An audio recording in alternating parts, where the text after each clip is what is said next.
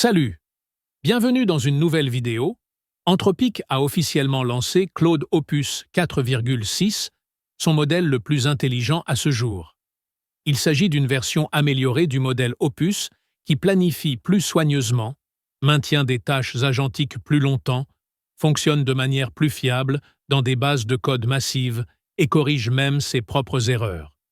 Mais la plus grande nouveauté est la fenêtre de contexte d'1 million de tokens, ce qui est absolument fou. Ce qui rend vraiment Opus 4,6 différent, c'est qu'il n'est désormais plus réservé au code. Anthropic positionne clairement ce modèle également pour le travail intellectuel quotidien. Des tâches comme l'analyse financière, la recherche, la modélisation, la création ou le travail avec des documents, des feuilles de calcul et des présentations. En termes de benchmark, Opus 4,6 est tout simplement à la pointe de l'état de l'art dans plusieurs évaluations. Pour le codage agentique, il s'est beaucoup amélioré. Il est meilleur en raisonnement multidisciplinaire, en travail de la connaissance et en recherche agentique. Il établit également un nouvel état de l'art sur ARC-AGI 2 avec un score de 68,8%, ce qui est assez significatif. Et honnêtement, on peut le sentir car Opus 4,6 est nettement meilleur en raisonnement. Actuellement, ce modèle est classé numéro 1 sur le Terminal Benchmark 2.0 pour le codage agentique. Il est également en tête sur l'examen Humanity Last Exam pour le raisonnement complexe multidisciplinaire. Il obtient également de très bons résultats en comparaison avec des modèles comme GPT 5,2, Gemini 3,0 Pro, et il a obtenu un meilleur score ELO que GPT 5,2 avec une avance de 144 points, ce qui est assez impressionnant. Ses meilleures performances se situent définitivement dans la recherche agentique, où sur BrowseComp, il enregistre la meilleure performance pour trouver des informations difficiles à localiser. Et c'est là que les choses deviennent vraiment intéressantes avec Opus 4,6. Claude excelle encore mieux dans Excel maintenant, car il peut gérer des tâches plus longues et plus difficiles avec de bien meilleures performances grâce au contexte plus large et à ses nouvelles capacités agentiques. Il peut planifier avant d'agir, prendre en charge des fonctionnalités plus riches, comme la mise en forme conditionnelle et la validation des données, et même gérer des modifications en plusieurs étapes en une seule fois. Même histoire avec Claude dans PowerPoint. On voit donc clairement qu'Anthropic se tourne également résolument vers les flux de travail d'IA non liés au codage. Et en plus de cela, Claude Code a reçu une énorme mise à jour avec l'introduction des équipes d'agents, ce qui est honnêtement assez impressionnant, car vous pouvez désormais déployer des essaims d'agents. Plusieurs agents travaillant en parallèle pour coordonner et s'attaquer ensemble à des tâches complexes. Pour revenir au prix, Opus 4,6 est listé au même tarif qu'Opus 4,5, $5 par million de tokens d'entrée et $25 par million de tokens de sortie. C'est assez cher, mais vous obtenez le meilleur résultat de ce modèle.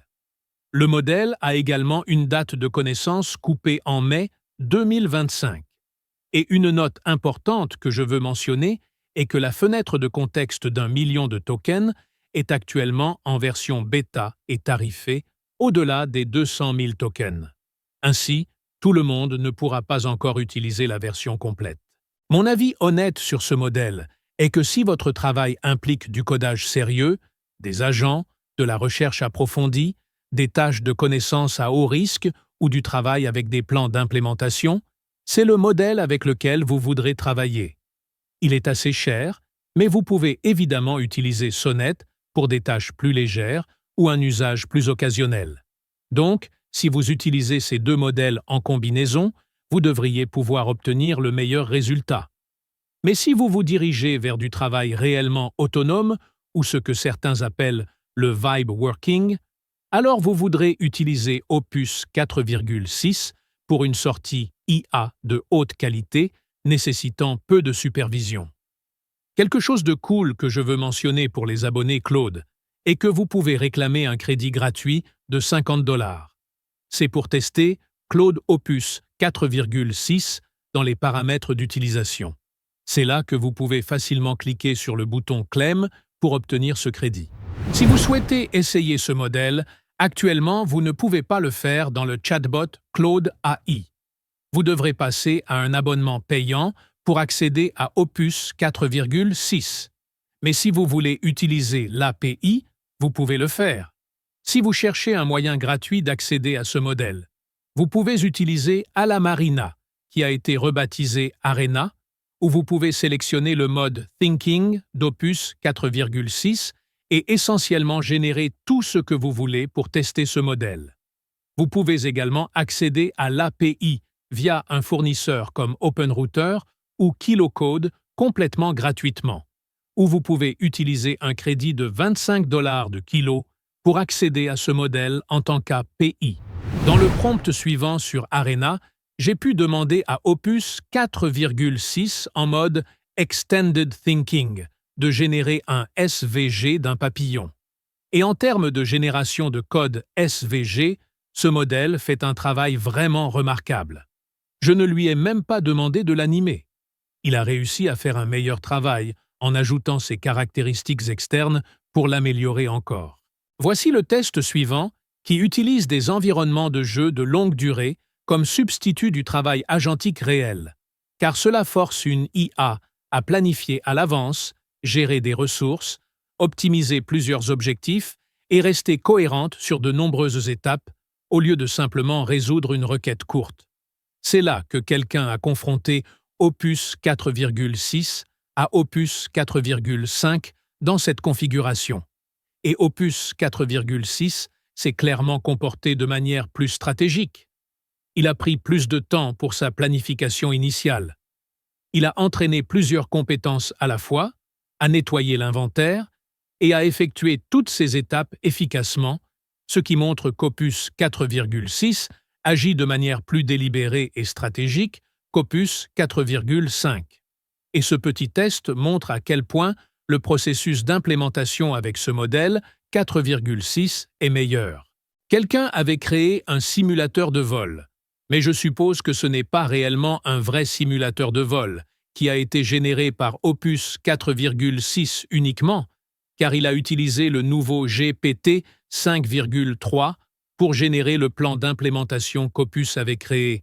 Et vous pouvez voir que GPT 5,3 a reçu une énorme mise à jour en termes de capacité de code, car il a fait un excellent travail dans la mise en œuvre de ce processus global. Mais voilà, les gars, pour la vidéo d'aujourd'hui sur Opus 4,6. C'est une mise à niveau vraiment sympa.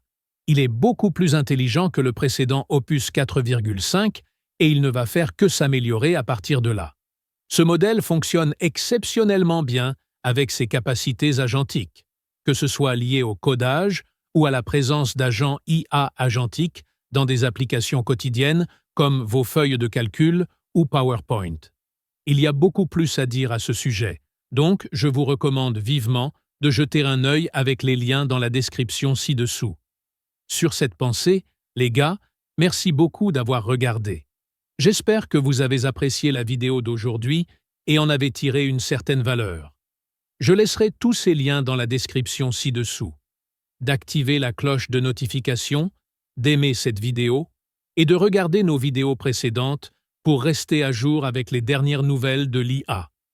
Sur cette pensée, passez une journée incroyable, répandez la positivité et à très bientôt.